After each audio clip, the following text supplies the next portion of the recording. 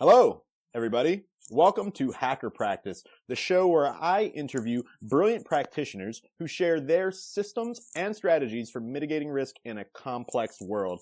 Together, we can bring about a grand biological abstraction. My name is Justice Epen, and I'll be your host. Today's guest is Boston's most sought-after personal trainer. He's a second-degree black belt in Taekwondo and a 4-time world record holder in powerlifting, and we'll talk about that in a minute. He's also a co-founder at UpLifted Fitness in Boston and the founder of Busy Guy Fitness, which we'll talk about all these things momentarily. He's currently in a big transition that we'll get into, and his name is Stan Dutton. Stan the man, how are you doing, Stan? Woo! That was a great intro. I feel like I gotta run down a ramp and have lights going on. It's like I'm like a UFC fighter, man. That was beautiful. Well, thank you for that intro. Woo! I feel a little bit charged up from that, man. Good, I'm glad. I'm doing good today. Definitely, like you said, transition period, so things are a little bit bonkers, but I'm doing good, enjoying some kind of warm weather here in Boston.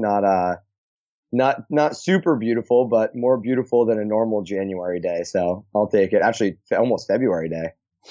Yeah, it's been a beautiful winter. Now, I want to start at the beginning of our relationship because we met under a very interesting set of circumstances. You might remember I was actually in a period of transition, had just been brought on to lead the software team at Pavlok, which is a rocket ship startup in Boston with thousands of customers. You were my CEO's personal trainer, and I would come to the gym to help the CEO record his workouts and talk about psychology. Do you remember this time? Can you tell me what was your perspective of all that? Dude, I remember. So I think a preface for this is we're not talking about some gym that's like a big sports club where they have treadmills and ellipticals and stuff like that. He's basically talking about where I was running my business. It was called Training for Warriors Boston at the time. Now it's called UpLifted Inc.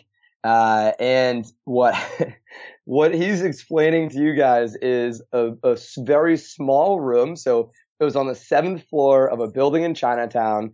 It's a kung fu dojo, but in the back there's a garage door that opens up. And there was like a squat rack, a bench, some dumbbells, a couple kettlebells. And it just happened to be, so the owner of Pavlok, Manish, lived like across the street. He happened to have found it on Google. And, so we're in just this kind of dingy, out of the way, super random place. And all of a sudden, Manish walks in, you walk in, and I'm kind of like, how did you find this place? And B, it was really cool getting to see you and especially for someone who is my age. I'm 24. Are you 24, 25? I'm also 24. I think we're probably weeks apart at best. Yeah. So we're these two young guys. You're killing it in the tech space, in startups, but you're just kind of figuring this out. I think you were not long after you had been hustling in college, selling papers and stuff like that. And so we're both in this hyper, I don't want to say aggressive, but this phase in our life where we're completely whatever it takes, we're going to grow, we're going to kick ass.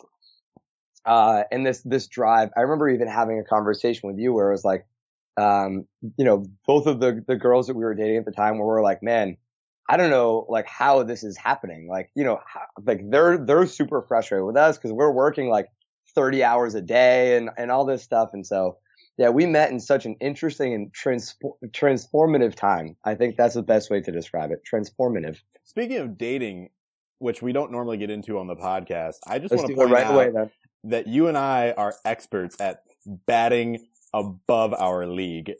Not that I'm biased, but I have a very amazing girlfriend who's very beautiful. So at that time, you were running Training for Warriors, right? Yes. And Training for Warriors, which is now called UpLifted Fitness. Can you talk to me a little bit about the philosophy of fitness that you have there, and just talk to me. I mean, I think the easiest way to talk about who we are is almost talking about who we are not. Because for a lot of people, when you talk about fitness and you think about fitness, there's a certain level of intimidation that comes along for most people. When we talk about, hey, I'm going to go lose weight, a lot of times, there's an idea of losing weight looks like that person on The Biggest Loser where they're getting screamed at and that trainer is like super aggressive and screams and is really hardcore and is just smashing people all the time. And where UpLifted and Training for Warriors went away from that was saying, hey, you know what?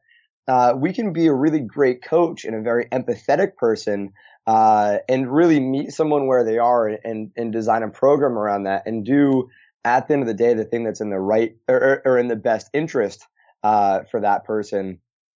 We can do all of that stuff, and get people in really great shape, without having to be that stereotypical trainer or, without having to burn somebody down. We can actually build them up.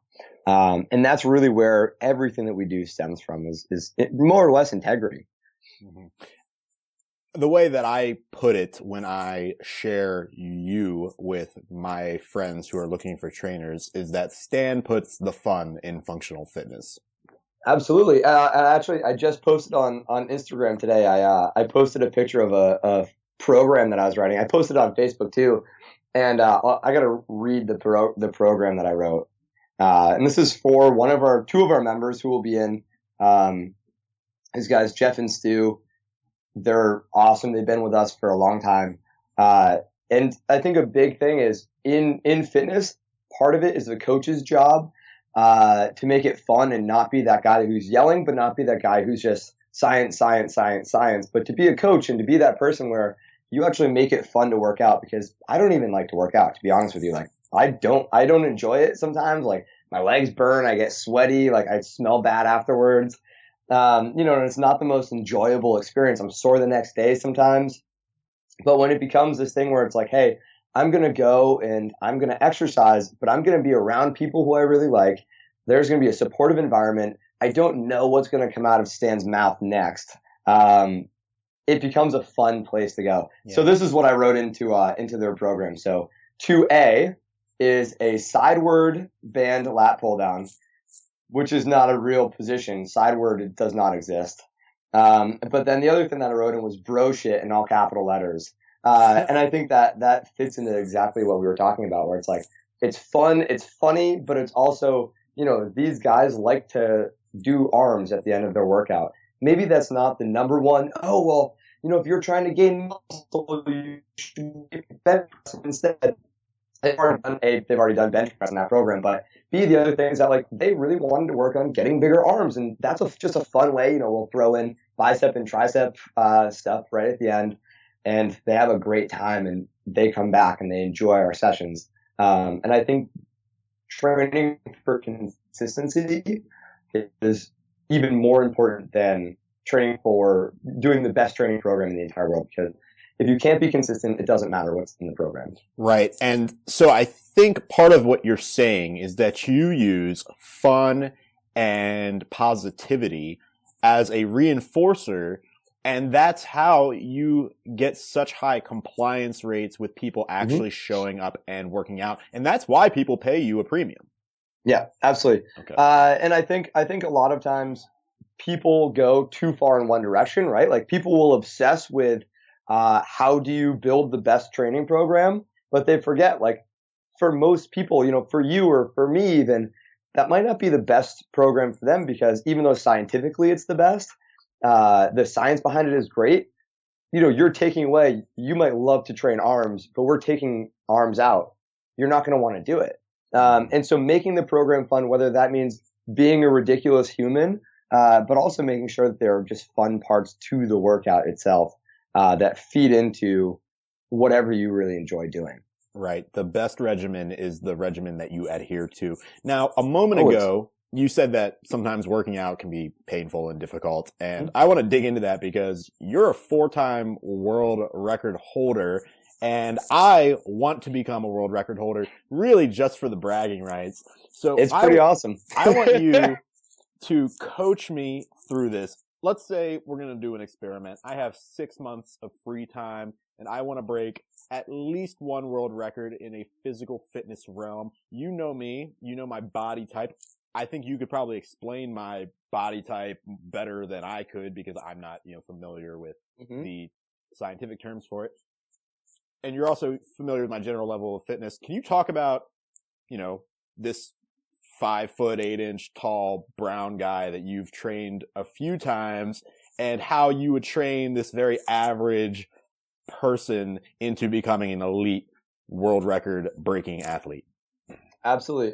So I think first and foremost, it almost goes back to what I was just saying, where, it almost, I would say for you, if I were to just pick one thing, it's like, doing some kind of, maybe not powerlifting, unless that was something that you were genuinely like just obsessed with and you loved it.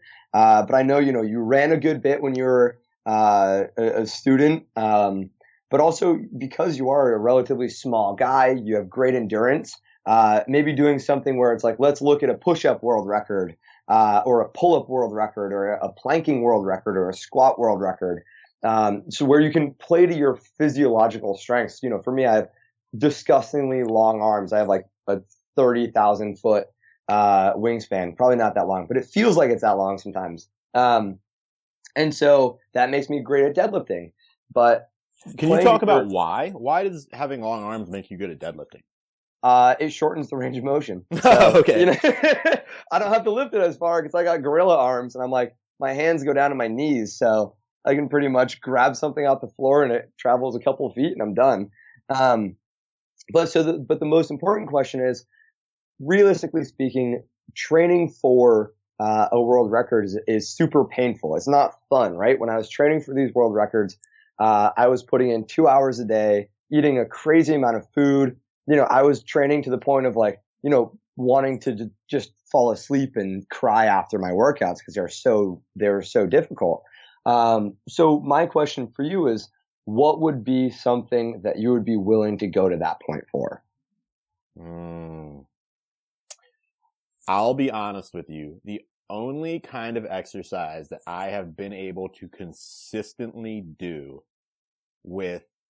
for a number of reasons. I travel a lot. I'm pretty busy. I don't want to have to manage multiple gym memberships. Understandably. So the only type of exercise that I'm still like actively doing at least on a monthly basis is running. So I will just randomly pick up and run 10 miles. Wow, really? You'll just run 10 miles for fun? Yeah, you're a freak of nature. I ran the Newberry Half-Port Marathon with like a week of notice. My buddy asked me a week beforehand, "Hey, I'm going for a 10-mile run to prepare for a half marathon. Do you want to come?" I hadn't run in months. And I was like, well, if I can do the 10 mile, I guess I can do a half marathon. And that was how I did a half marathon. And I need to tell that story on the podcast sometime too. Yeah. Have I ever told you that story?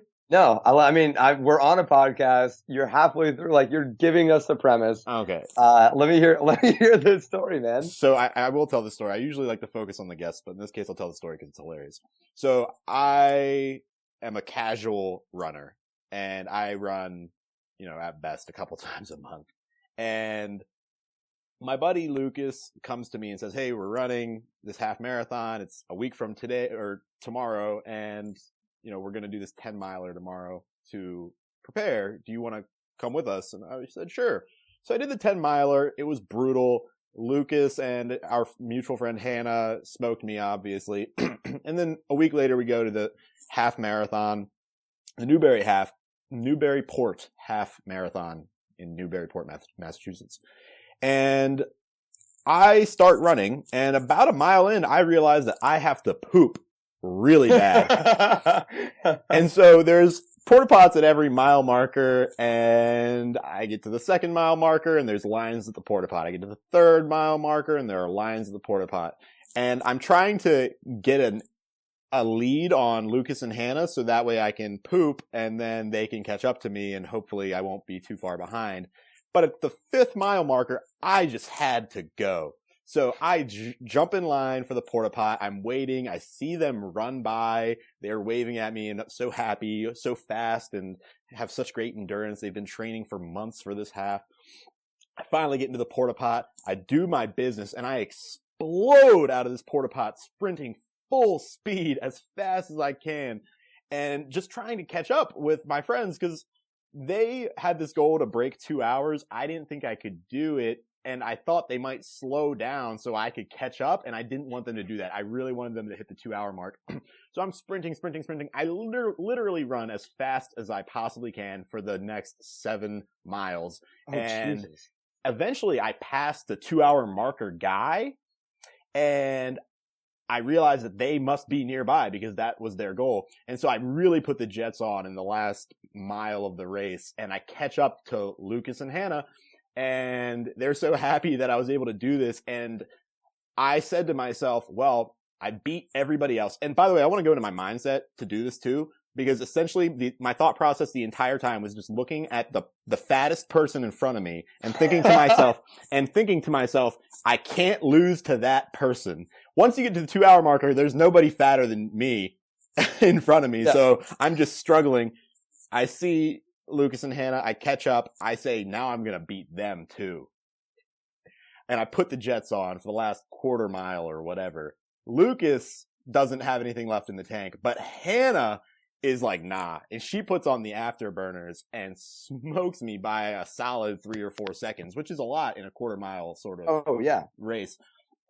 And so that's, and then I, basically I had terrible plantar fasciitis at this point because I was wearing 5-finger Vibrams on pavement and sprinting the whole time. And so my feet are in terrible agony. I sit down and I pound like 8 beers at the after party. And I was on my butt for the next 3 days recovering from terrible plantar fasciitis.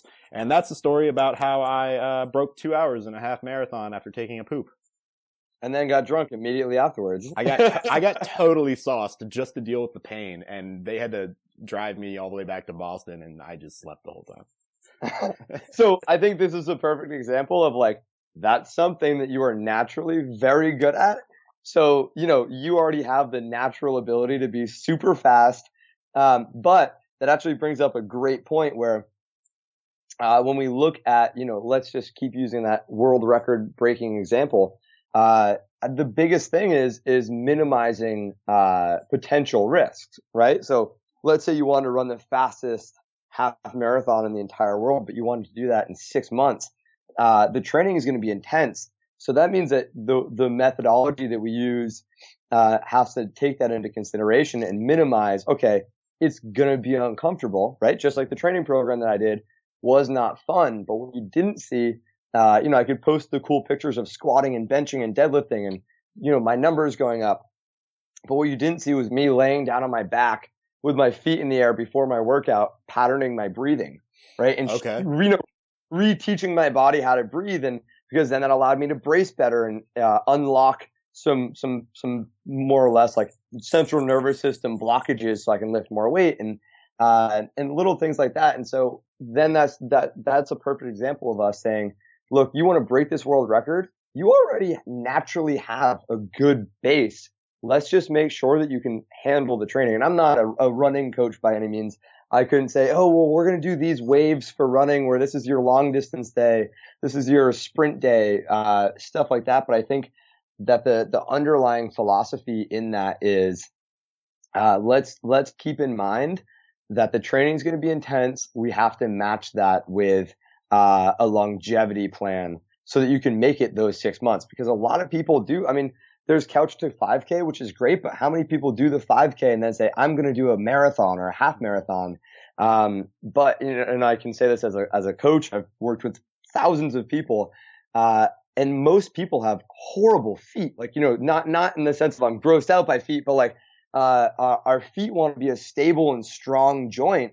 And when that doesn't happen, the mobility on our ankles go, right? And so it's almost like we can work up the chain. So people that have a pronated ankle or flat feet, what'll happen is they might make it through that 5K okay, but then by the time they get to those longer distances, they're trying to load something that's not stable or that's not aligned properly. Their knees might be kicking in, their hip might be kind of pinched up because their knees are knocking in. And then all of a sudden they're going to have a long-term problem where they can't train for that 6-month period because they're getting injured. So I want to dive into a few things here. The first one is your preparation for breaking the powerlifting records. A, could you talk about the specific records that you broke? And B, could you talk about the breathing exercise that you just told us, but also top 2 or 3 specific practices you utilized to break the powerlifting records that you broke? Yeah. So I would say the biggest thing that I did, what was the first question? Sorry. The first question was talk about the records, the 4 so the records. Yeah. Records were pretty simple. So I hacked the system, if you will. And so what I did was I was 22 years old when I did this. And so I looked at the thing, and so it said that there's a junior world record, there's the adult world record. And so I said, well, I'll do both. And so what I did was, and so there are different ways you can gain, there are different records in powerlifting. So there's your squat, there's bench, there's deadlift, and then there's your total. So the total number, your bench, your squat, your deadlift all added up. And so what I did was I broke the record for squat. I broke the record for deadlift. And then I broke the record for, both the adult and the junior, total. So I had a 1265 total. I squatted 440. I benched like not much, like 265 because we used a weird bench and I wasn't used to it. So I only hit my opening weight. And then I pulled 560 and I weighed 159 pounds. You pulled 560 in a deadlift? In a deadlift. Yep. Okay. Sorry. Deadlifted 560 at 159 pounds body weight. So it was over 3.5 times my body weight, which was a pretty big accomplishment for me. Okay. So you see yourself, or at least I see you as an expert in strength training. Is that accurate? Okay. So while you're training for these, you talked about the breathing exercise. Tell me about the specifics of the breathing exercise to prepare for your lifts, and also tell me about 1 or 2 other specific practices that you think were the primary drivers of your success. Yeah. So I'd say, so the breathing exercises, and this is something where, I'm still learning about it. And I think the more that you learn, the more that you realize you don't know. And there is an entire school of thought called PRI. It's the Postural Restoration Institute. And they do some amazing work around, resetting posture and in a lot of ways rehabbing injuries and, achy joints and back pain and things like that through proper breathing mechanics. Now I learned a lot from those guys. They were a little bit more of a clinical, piece, but I also got a lot from, Dr. Quinn at Dark Side Strength. I learned a lot from Chris Duffin, all these powerlifters who had taken these concepts and applied it to strength training. So the breathing, basically what it does, if you look at where a lot of people are, and this is a kind of a good example of this is, when we sit down, a lot of us, have super tight hip flexors. So that kind of pulls our hips into an anterior pelvic tilt. So, this is flat. This is the front. Our hips are kind of tilted like that. So tilted towards the front. Which kind of, if you just sit there and you just kind of, boom, if I press my hips forward, you'll notice that your lower back might get a little bit tighter. And a lot of people also have their rib cages flaring out, and especially somebody who's an athlete where they're kind of in this gym bro, right? They're locked in like this. What'll happen is that doesn't allow for there to be much bracing, of the midsection. So when we deadlift, there's that lower back rounding. And instead of using the big, huge, strong muscles, our hamstrings, our glutes, and things like that, it's actually going to be more from our lower back, which is not what we want because it's tiny. That's a really small area. So A, you're not going to be super strong. But B, you're also super, super, super increasing your chances of getting injured. hence why most doctors are saying, deadlifts are bad for you. Deadlifting bad is wrong for you. So I'm hearing something here on one hand about posture and on the other hand about breathing. Obviously, they're very closely related. Take me through the exercise that you would do on your back. There's also another exercise that you would do with me when we were training together with my diaphragm. I don't remember exactly. Just walk me through it again. So here's the basic ideas. So we have all these they're like our deeper muscles. So like our pelvic floor, transverse abdominis, our diaphragm.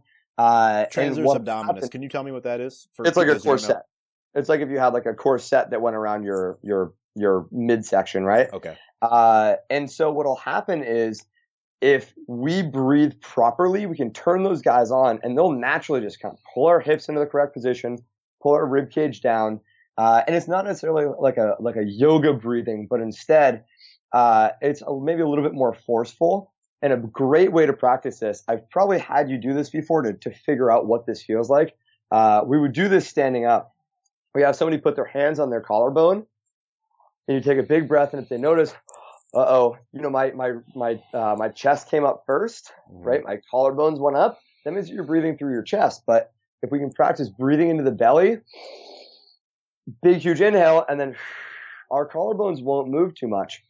So then what you do is to show somebody how to use that as a form of bracing. You go here, big inhale into the belly, and then you let out 100% of the air going, and you keep going until the point of, and there's just no more air left.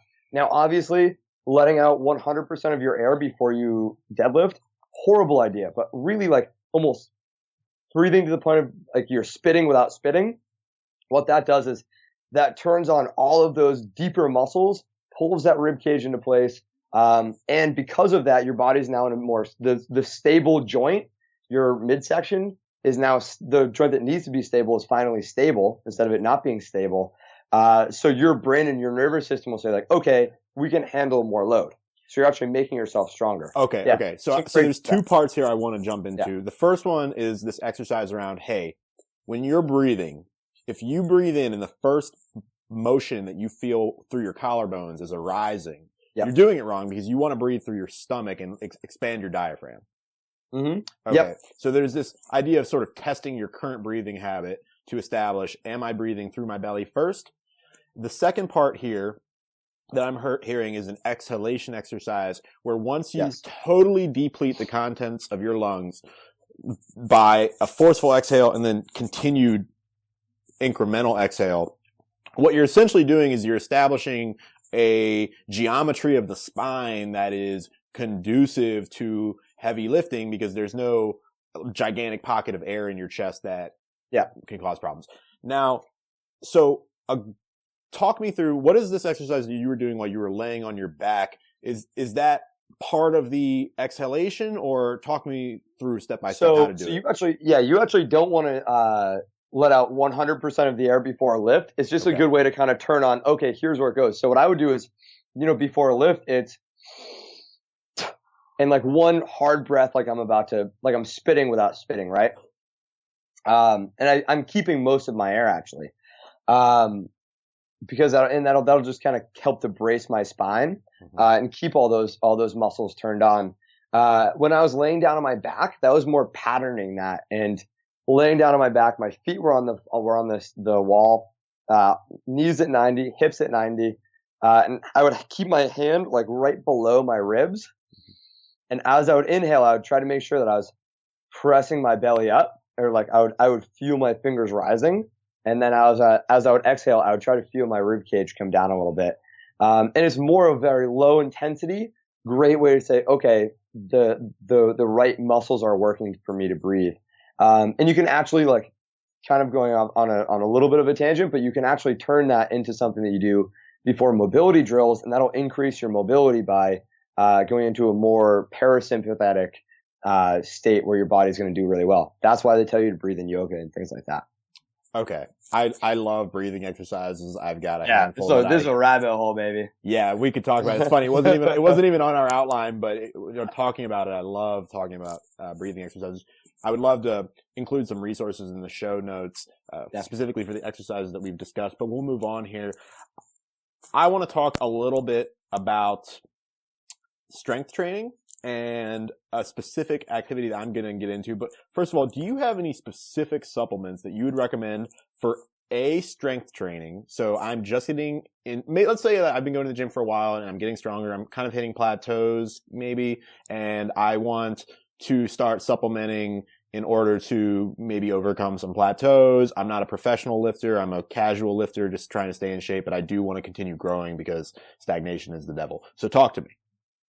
Well, I mean, I think this is the big thing is that if you go to a GNC, they're going to say, dude, get this. This is the newest kind of creatine and you need a pre-workout and you need to take a testosterone booster and all of this stuff. But I think at the end of the day, just making sure, number one, your nutrition is on point, because it doesn't matter what you put into your body if you're supplementing something that's not sufficient already. But I would say the go-to supplement, whether it's for fat loss or for muscle gain, is always going to be protein. Getting a good protein powder that agrees with your stomach. Like, I'm lactose intolerant, so I know grass-fed whey is the best whey, and on it has a good, it's called Dolce whey. Great whey. I've never had it. I've heard good things, but homeboy over here is not going to be able to take that because I'd be getting a pretty gnarly stomachache. So, some kind of protein powder, whether it's a vegan protein powder. Do you use a vegan protein powder? I actually don't. How do you get enough protein to break world records if you're not? Well, number one, I had nasty farts because I was still drinking. I was drinking like the grass-fed whey protein. Oh, because I was still on the hunt for a good tasting vegan protein. I know that there is the hemp force protein by Onnit is good. I really like a lot of their stuff is good because it's always going to be high quality. It's always going to be maybe a little bit more expensive than the stuff at GNC, but if the quality's better, it's almost worth it to pay the extra $5-10. There's also, I think Body Logics has a good vegan or like plant-based protein. And then I think there's Garden of Life is another one. I've only had one serving of that, but that one was pretty good. Okay. And I'm a chocolate guy, so I don't touch anything that's not chocolate. Like, I'm only a chocolate protein shake guy. Okay.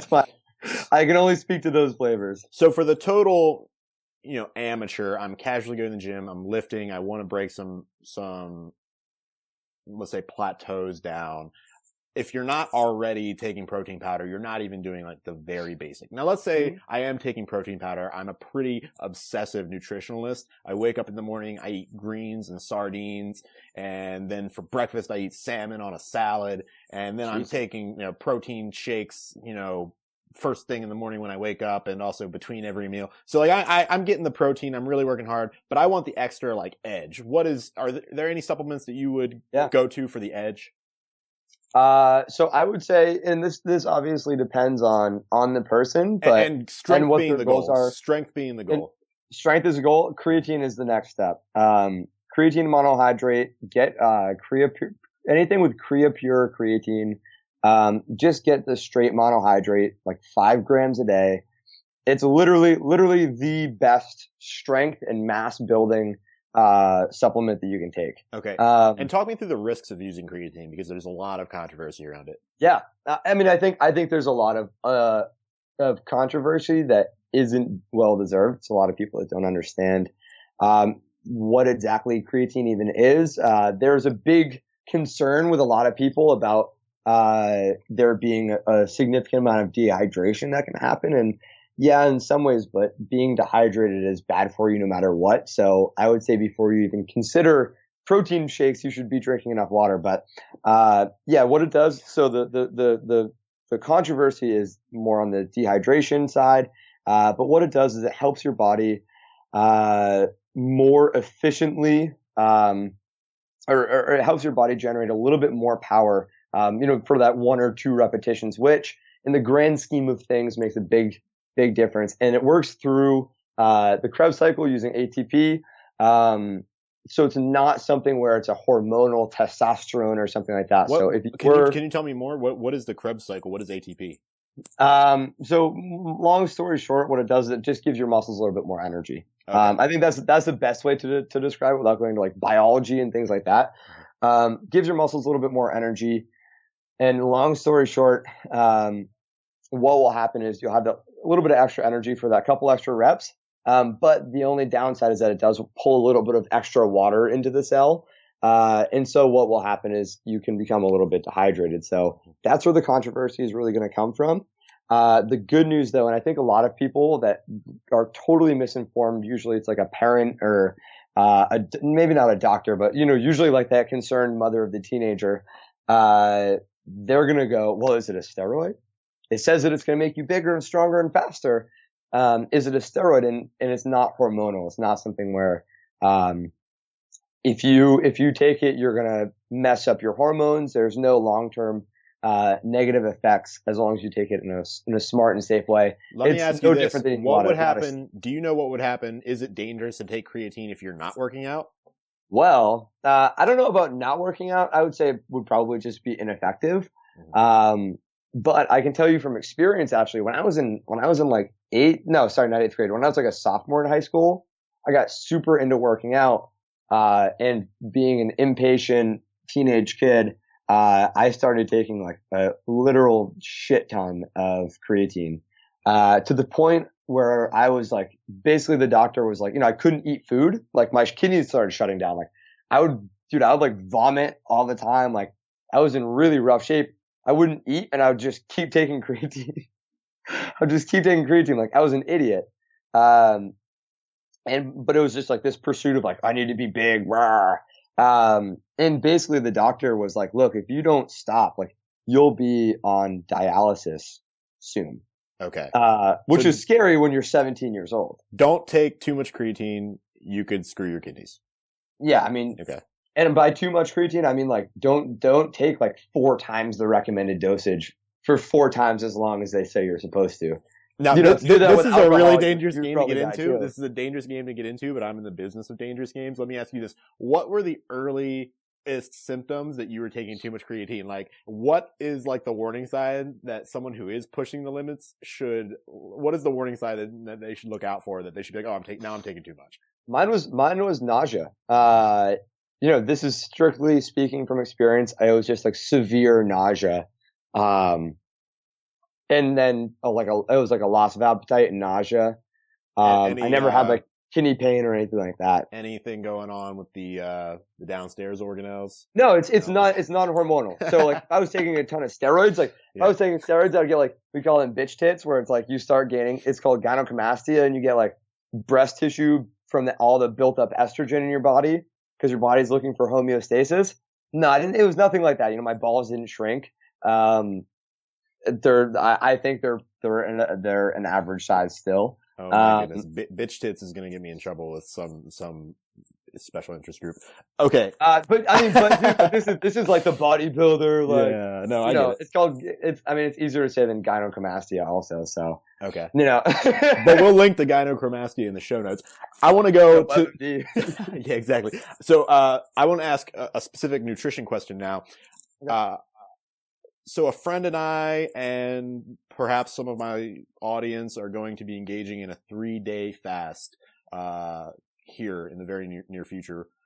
What would you say, A, in the days leading up to, how would you prepare for a 3-day water fast?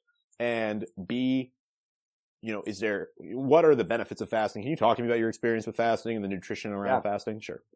I'm not super experienced with doing fasting myself. I know people that love it. And I think a big thing to preface anything that has to do with fasting is that, it's important to look at it and say like, okay, but, does this work for me? Some people where, they might be a little bit more predisposed to, an eating disorder. It's probably the last thing that they should do. If they binge eat, don't do it. If you've had problems with bulimia and anorexia, don't even think about doing it, right? Wait, if you binge eat, don't fast? Because I am like a notorious binge eater. Well, but I would say if it's like a self-control problem, an emotional eating problem, I would say, look, like that's something that's way more important. A lot of people focus on the minutia. I would rather take control of what I eat on a daily basis, and start to practice, more awareness around eating and things like that. But also, you don't seem to be the binge eater where, you get stressed at work and then you eat, 4 cheeseburgers from McDonald's, unless you do, and then we can have a different conversation. I mean, we could definitely have conversations about it. So, but for me, what I would say is, when it comes to fasting, I would, going into that, maybe have like a big meal right beforehand, or like, eat a little bit more the day before. Make sure that you give yourself some calories, but there will be a point where you've pretty much burned through everything. Can you drink like juice or anything like that? I'm not going to do any juice. I will do black coffee because I've got experience with fasting, and I can tell you that drinking, 5 calories in a cup of black coffee or whatever, It's a huge difference. Yeah. it makes a huge difference to your ability to tolerate the fast. And the longest fast that I've done at this point is 50 hours. So this is going to be 3 days. So 24, 48, 72 hours. So this will be my longest fast. And I'm definitely getting some medical advice, mostly around, hey, it would probably help if you ate very healthy beforehand, and then drink a lot of water and walk around while you're on the 3rd day or so, to basically to tolerate the starvation, because you're essentially a starving animal. I want to ask you now. I'm going to totally shift gears. Is college a waste of time? Yes. And I think for a lot of people, it's not. Like, I mean, I think we've talked about this and we've joked about this. Like, for a lot of people, if we look at college and you're a doctor or a lawyer, like, yeah, you need to go to fucking college. Like, I don't want the guy who's like operating on my knee to be like, so I watched a couple of YouTube videos on this and I have a certification. I think I'm all good. There might be like the random, like, unicorn doctor who can pull that off. But I do think for the majority of people, it's not necessary, depending on what your profession is.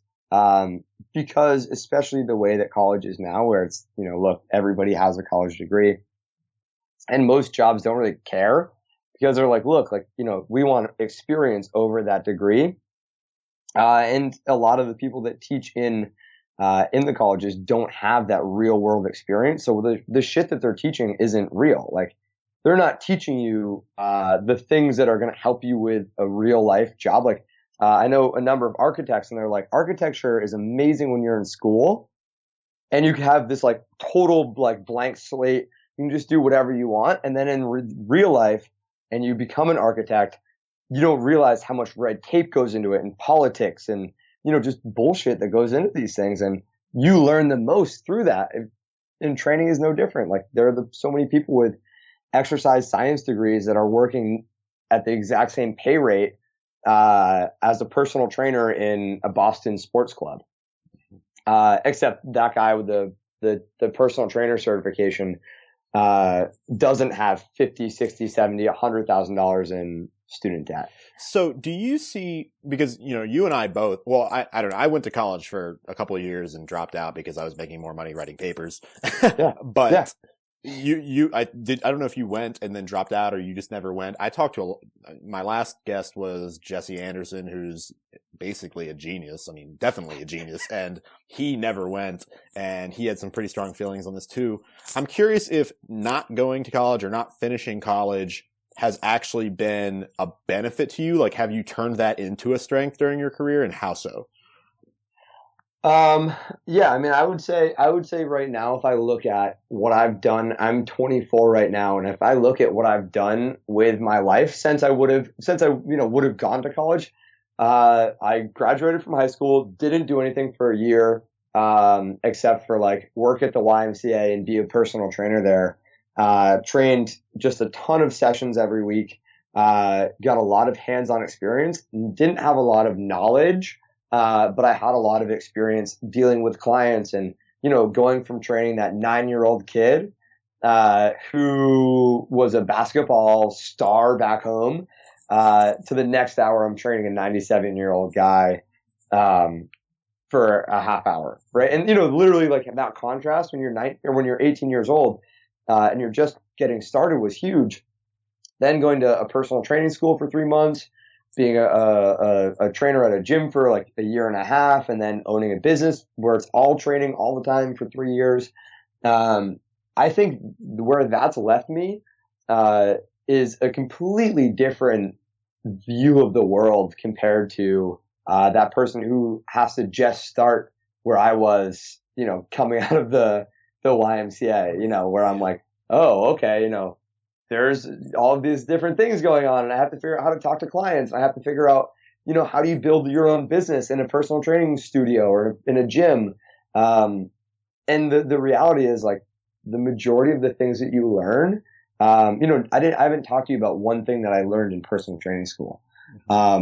Everything that I've learned is just by relentlessly studying,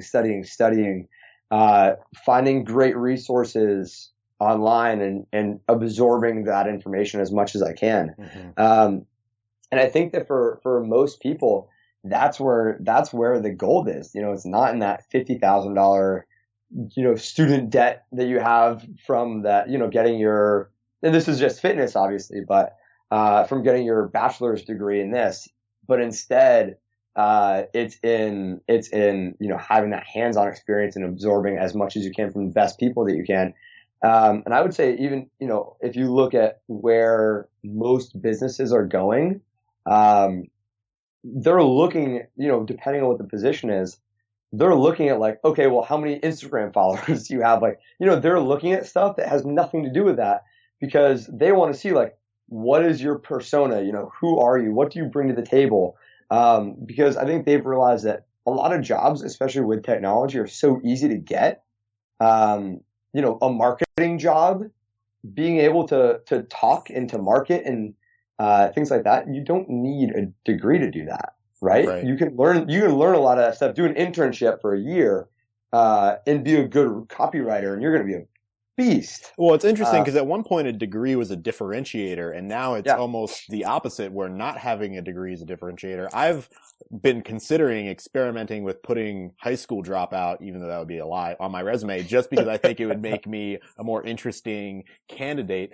What I'm hearing from you is that not going to college taught you how to deal with uncertainty in business relationships, which are obviously invaluable skills. It's interesting to think how, if you read Jonathan Haidt, for example, in the happiness hypothesis, he says that most of the adversity-based learning that we get in our lives comes from the ages of 15 to 25. So it almost seems like by putting someone through 4 or actually 5.5 years of schooling or post-high school schooling on average, that seems like you're taking someone's, 5.5 years of somebody's prime time where they could be learning the most from uncertainty, and you're putting them in a padded room where they can only learn from prescribed things that are sort of set out in advance and that many, many other people have already solved these problems before. It seems almost criminal that our society has made this the default.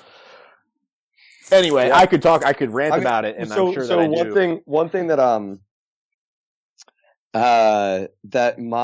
we'll talk about this soon too, but like my now boss, Steve said to me, we were talking about, I love fitness. Part of the reason I love powerlifting was because it kicked my ass and I liked getting my ass kicked.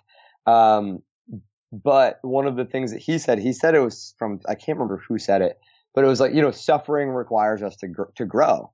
And it's actually good. Like, suffering is the best thing that can happen to you, because if you don't get your ass kicked, you don't get mentally stronger. You don't learn the new skills because shit's just handed to you. And you know what I mean? Like, you don't get anything out of this because you don't need to grow. You don't need to learn. You don't need to do all of these things, because there's never been enough pain for you to have to change. Yeah. Right?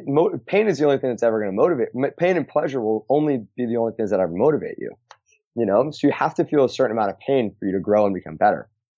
Sorry. No, I love that. Yeah. I love that. That could be my rabbit hole for 10 more hours. We could start a whole podcast. We could start a whole podcast around successful people who have 0 degrees. And my next question is about your emails, because they're so awesome. You write some of the best email copy I've ever seen, which is crazy from a guy who's like a personal trainer. You just wouldn't expect it. How did you learn how to write copy? What are your like top tips, tactics, resources for doing that? Well, I appreciate that, man. That I would say, I mean, it's a great question because, we talked, we briefly spoke before this. And I think the funny thing is I'm not a very systems oriented person. Fitness wise, totally like, I look at how to design programs and I'm very, logical and things like that. But when it comes to writing emails, I never followed like a super specific template. There's one thing that I got from copywriting course. It was copywriting course with a K for copywriting, K for course. And so it was AIDA, attention, interest, desire, action. And that's exactly how things need to be set up when you write, which is pretty straightforward and pretty easy. And so I use that very basic template and I say, am I going in that order? Is that happening? And how can I make that better?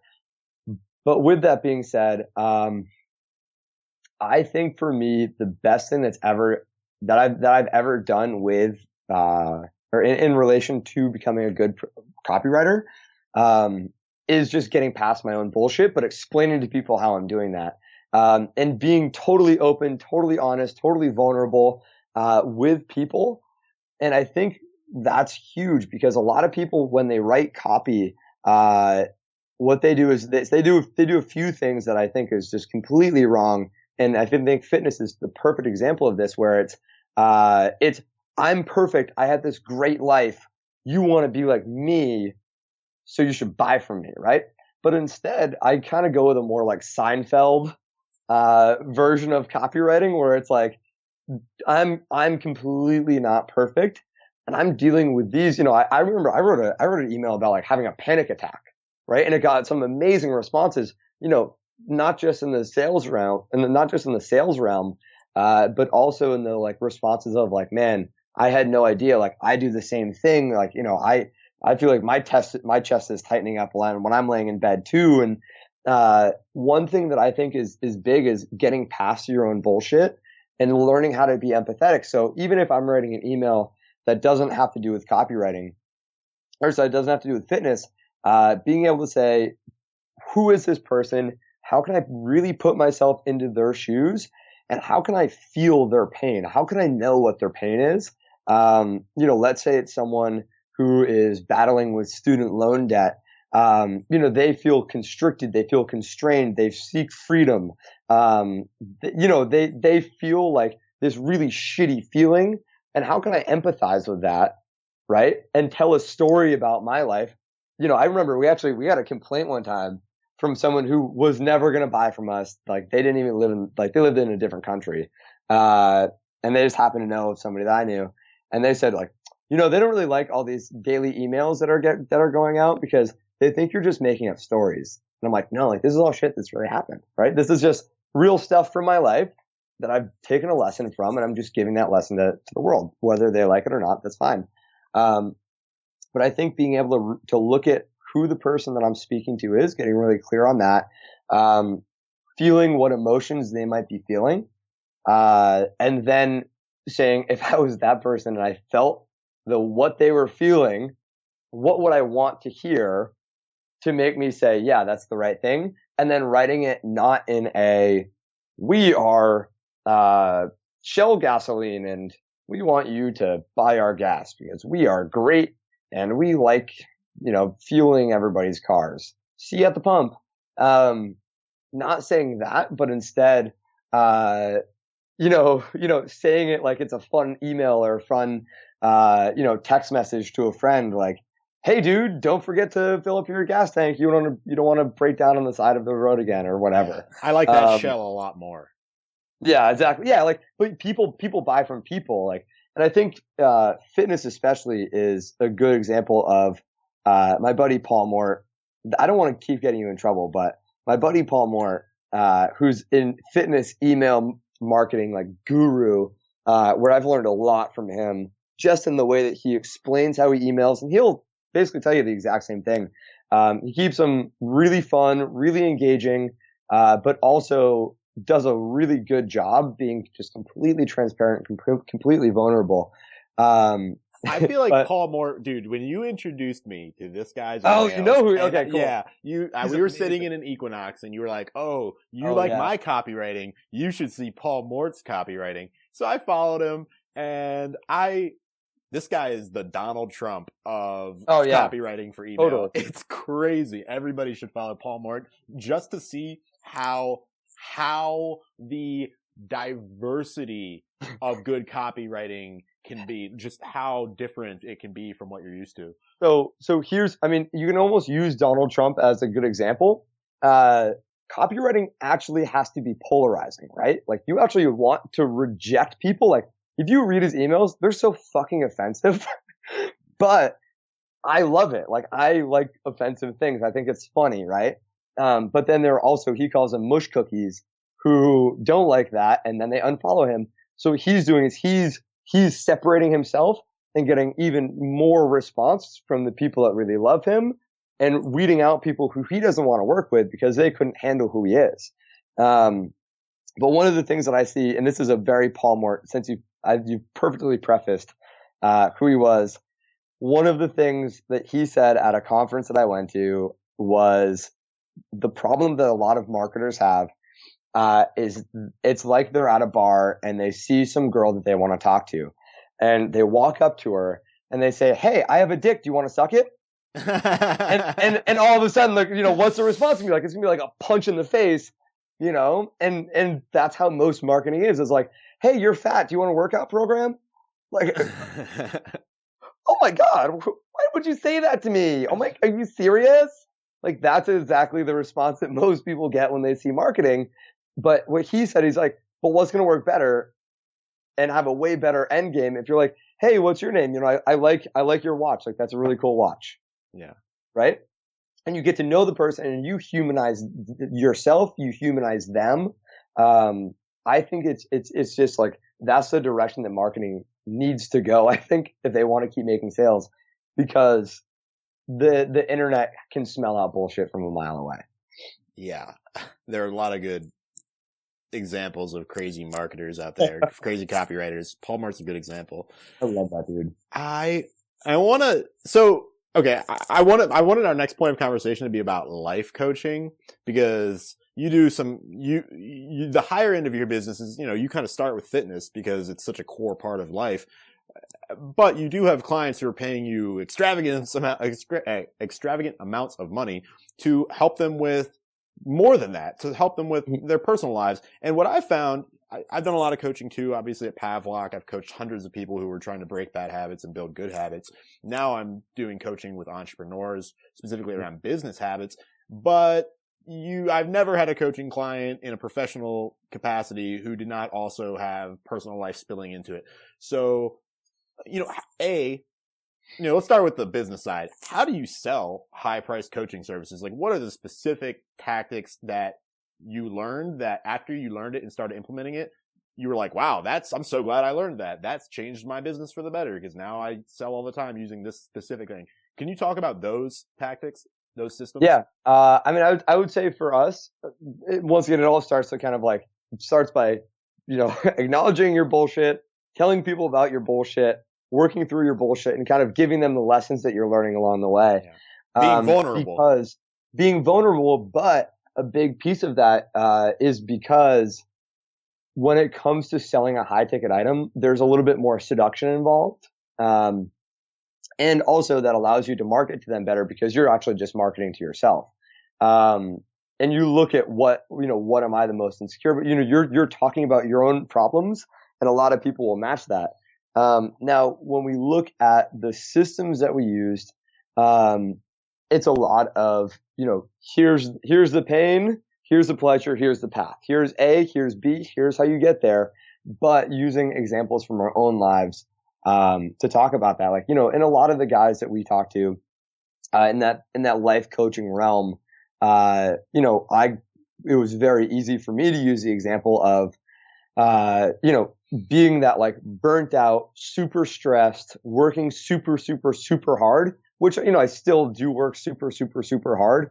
but battling my inner demons, of wanting to, just not be the best version of myself. Like, just being an asshole to my girlfriend and, being just not that good dude. I think the perfect example is how that affects your relationships, with your family, with your loved ones, and really being vulnerable and open about that, and talking to them in that realm of like, look, I've done it. I've been there. Here's the pain that I felt. And when you say it to the people who, are your target market, if you do it in person, they'll go like, yeah. Like, hey, you ever get that text from your mom where it's like, are you still alive? Or like, you ever like, that feeling when like your girlfriend just doesn't fucking get you? We actually had this conversation before I kind of flipped my switches, where it's like, I remember I used to have this, I used to get so mad at my girlfriend because it was like, she doesn't understand me. She doesn't hustle like I do. She's never going to get it. Like, fuck her for being so angry with me because I work 20 hours a day and I'm never there for her when she needs me. Right. And I'm not comfortable being vulnerable around her. So she feels like, she's just trying to chase me and like, all of these things, like, literally I used to get so mad at her. Right. But the reality was like, it was me. And I was also mad at myself for that because I could just see myself as this like wrecking ball going into like, multiple relationships, just go and just bashing everything to shit because I was so caught up in my own work. And the crazy thing is that like I got better at my work and copywriting and coaching and things like that when I stopped telling myself a lot of bullshit stories. And so that was a big system, if you will, that we started to use, was using, this is my pain, this is my paradise, this is where I am now, and then here's the path that I took to get there. And then asking, like, I remember my coach, Steve Krebs, he asked me, he was like, who would you be if you stopped telling yourself the bullshit stories that you tell yourself in your head? Right? And like, asking somebody that question after you've opened up, you make it okay. Yeah. Right? You make it so it's like, okay, I can actually have this conversation with somebody. And so that was our sales. Like, the sales weren't super pushy. I'm not a hard salesperson, but I think that when you show somebody that you've done it yourself and, that there is work to do, but you're willing to go there and you have the systems that they need to get there, you can make magic happen, man. See, I just want to point this out that I think that coaching, I used to be really skeptical of coaches. And that was until actually I dated that girl that you were talking about, who was not only a coach, but she taught negotiation at HBS. She was a genius, way out of my league. And I was like, well, if this really smart person is a life coach, like I might be wrong about my opinion of life coaches. And since then, and this is actually a big turning point in my life where everything just started becoming exponential growth, was when I realized, actually, I am risking so much by not trying to get as much coaching as I possibly can. And it got to the point where last year I had, multiple coaches and an accountability buddy working with me at the same time. And that was probably one of my most productive times of my life ever. And so I just want to point out that you also have a coach, and it's not like we're not eating our own dog food. Like, we believe in coaching and we spend money to get coaching from people who are qualified to help us get better. Well, and I think a big thing was that, when I chose a coach, I didn't choose a coach who was, that guy who said, rah, rah, we're awesome. You should hang with us. We chose a coach who had literally, we got in like as this was all happening in their own lives. And so we got to be a part of that conversation. And I think, it's so important to have that coach, who is willing to take an objective look at your life. Because it's really easy, if I ask my girlfriend or if I ask my mom, how am I doing? I might not always get an honest answer because they want to protect me because they think that the truth might hurt me. But also, sometimes it takes that outsider to say like, look, like you're telling yourself some bullshit. And let's work through that and to facilitate some of these deeper conversations or even just to be that person to talk to, like more often than not, when you start talking to somebody and you get into those deeper conversations, like your coach has probably done this, you'll just start talking through stuff. And then all of a sudden you're like, oh, that's actually exactly the answer that I needed. That our coach might not have said much, but you just had that space where you could talk about it and talk it through and like bounce ideas off of somebody, and they just listen. Yeah. And I think that's a huge piece of coaching, is having someone where they aren't just there, to say, oh, I have a cool coach, but they're there to listen and to ask the questions that need to be asked. And I think as you grow, those questions change, but the necessity of having that doesn't change. Do you find that great coaches are cross-functional, as in, you do primarily fitness coaching, but for your elite clients, you transition into a more personal life coaching realm? Do you find that that's common? Is that the case with your coach or coaches? I think it depends. I think some people, like, they might be great at coaching, powerlifting,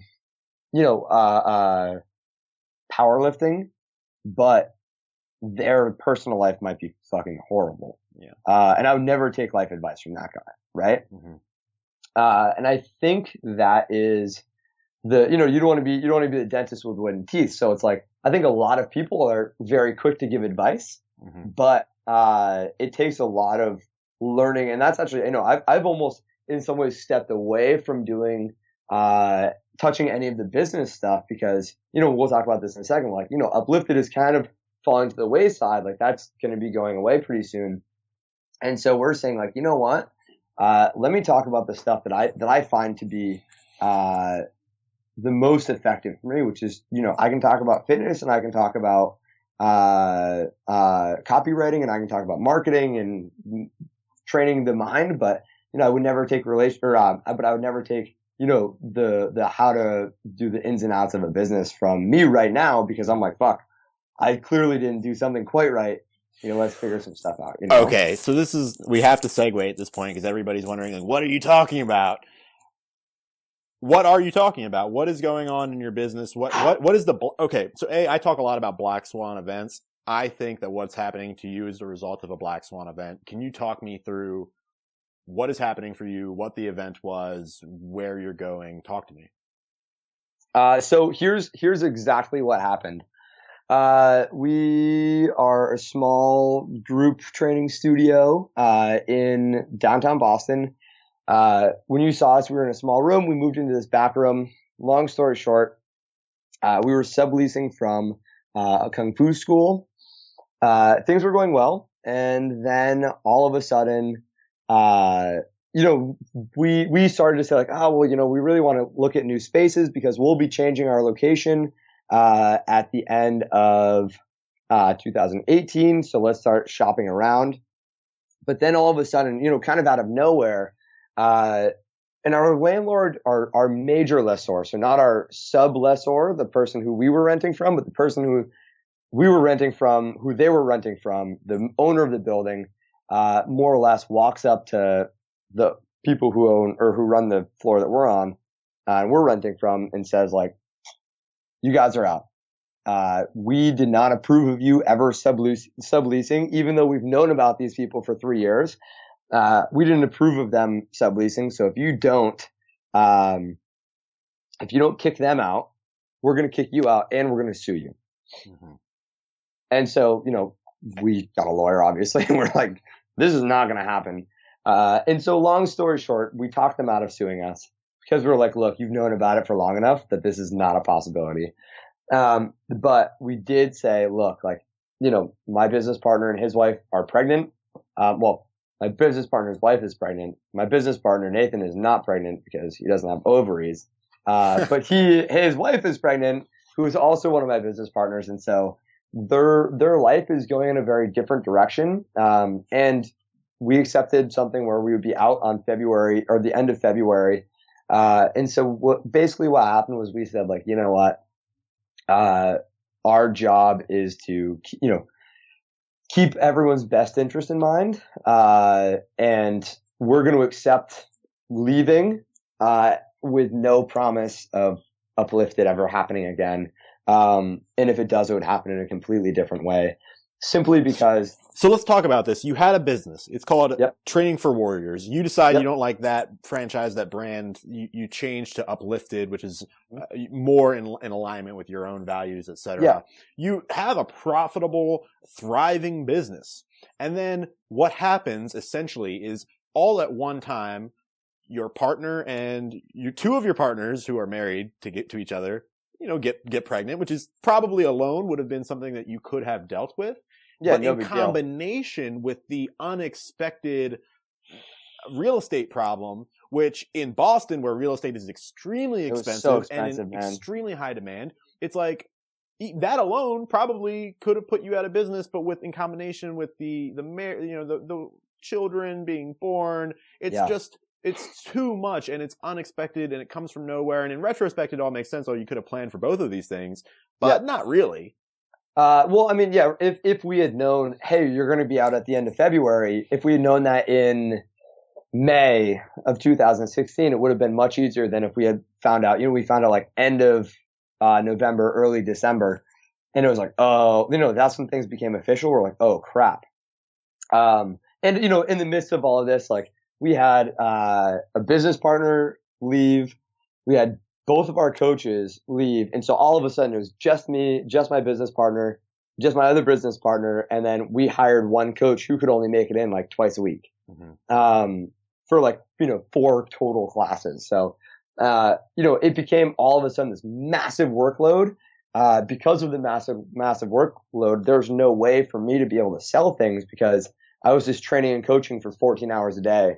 And so it got really, really tough. And in the middle of all of this, Marlena, my business partner, getting pregnant, which is a huge deal. It's super exciting for them. That was also our time to say, like, you know what?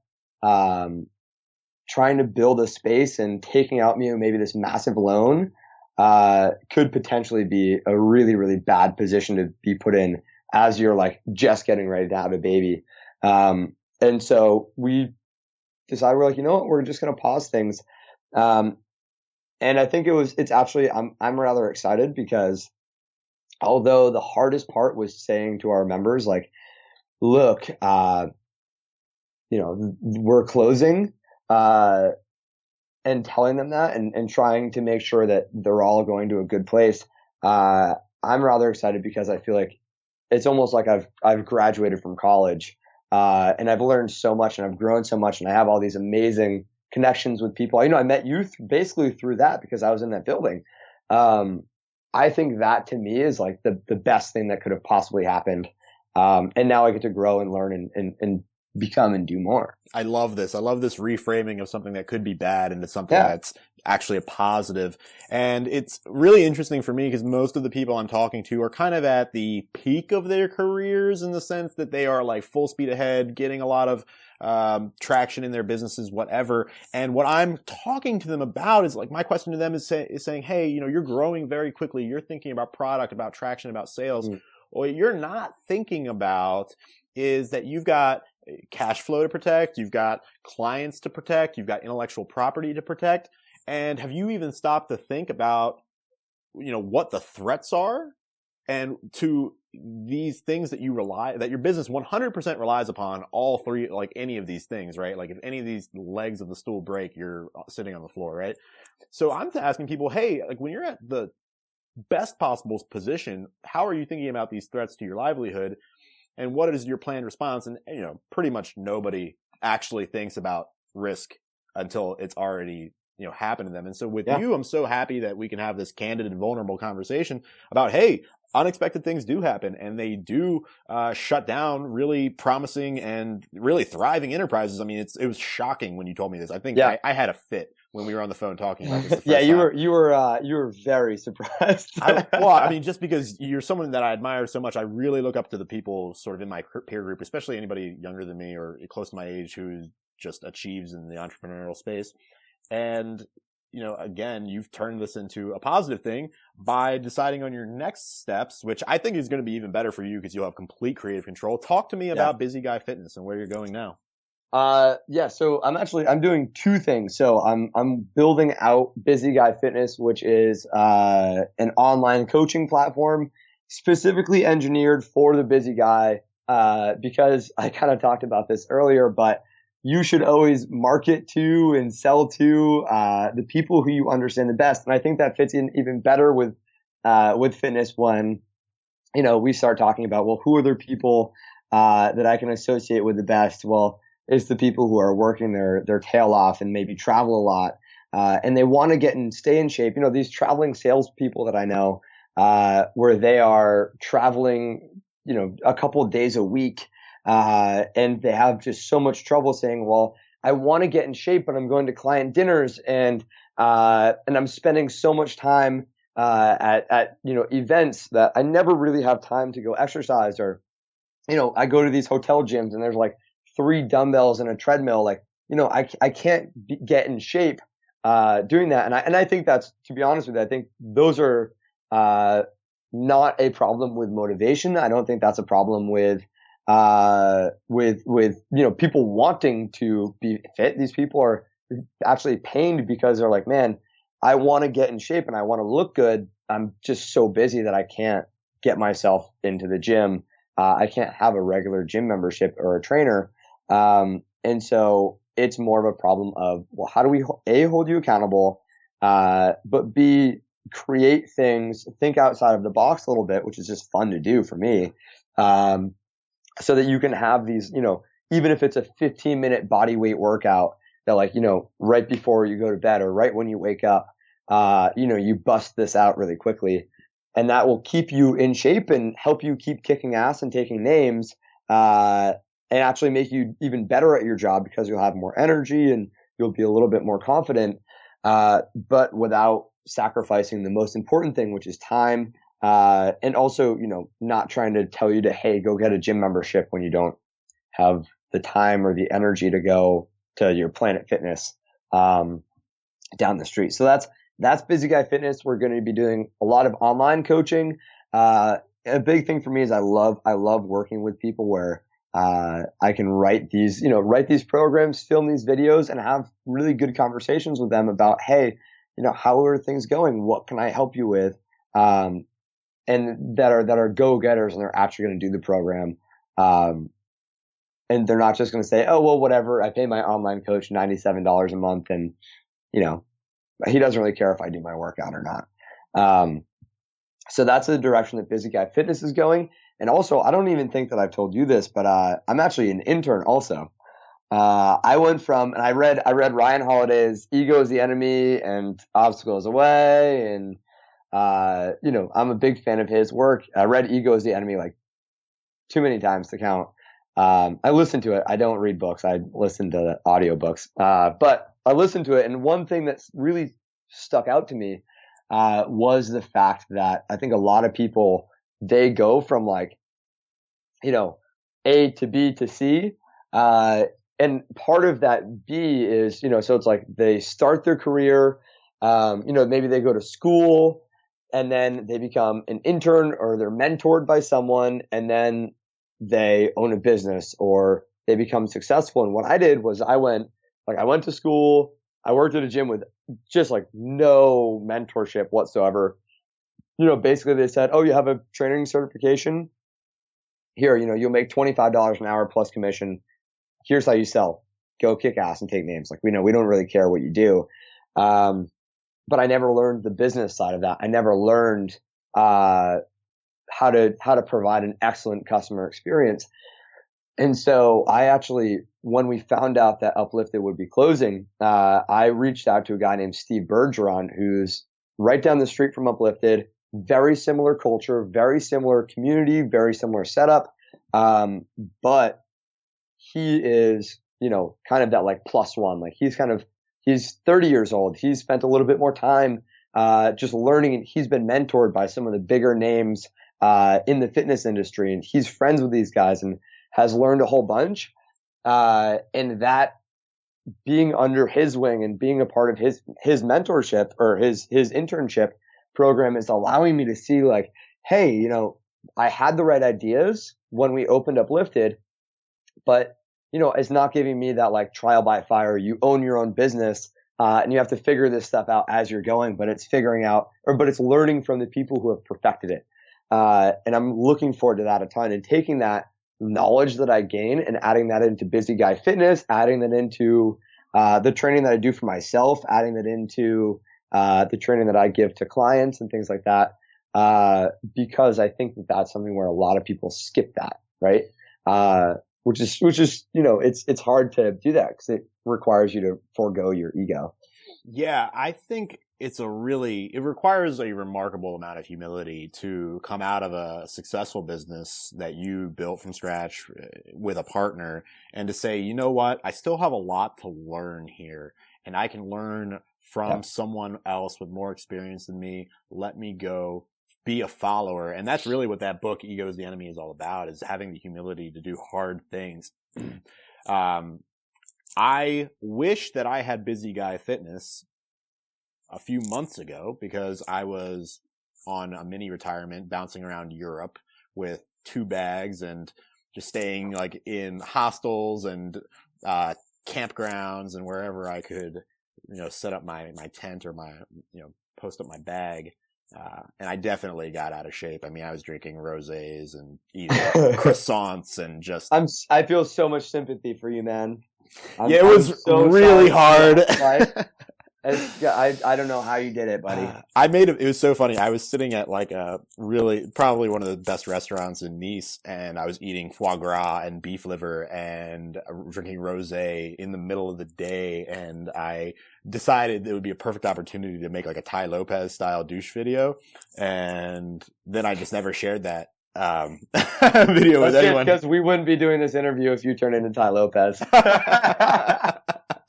Maybe you could pay a couple models to hang out with you too. Oh no, man. Okay. I don't want to take shots at Ty. I respect what he's doing. Dude, okay. I think this is just incredible. I think that the humility that you're showing is huge. I think that I'm a big fan of making predictions. I think you might remember I predicted Donald Trump's victory 15 months in advance of the election. And a big part of what I'm doing with this podcast is I'm hoping that I can predict who the sort of top echelon performers in any given field will be by interviewing them now when we're all just, young and rising stars, I guess you could say. So I hope that my prediction about you comes true, and I think that it will because you have what it takes. Do you have any last thoughts? Where can people find you? What is your ask to my listeners? Well, my ask number one is that they subscribe to this podcast because knowing you, I mean, if I were to look at this and say like, just how this, I've actually done a number of podcasts and like, dude, number one, you're very easy to talk to. And I enjoyed every second of this. But you guys can find me, I'm on Instagram, Stan Dutton 165. There's also a Busy Guy Fitness Instagram page. You can follow both of those. I'm on Facebook. My name is Stan Dutton. Send me a friend request. I'm not so popular that I don't accept those. We have the Busy Guy Fitness Facebook page, just Busy Guy Fitness, easy to find. And then also you can go to busyguyfitness.com. I was just talking to Justice. I was like, my website's not that great, but I post a lot of blogs on there. I'm a big fan of just trying to consistently write. There might be some things that really speak to you on there.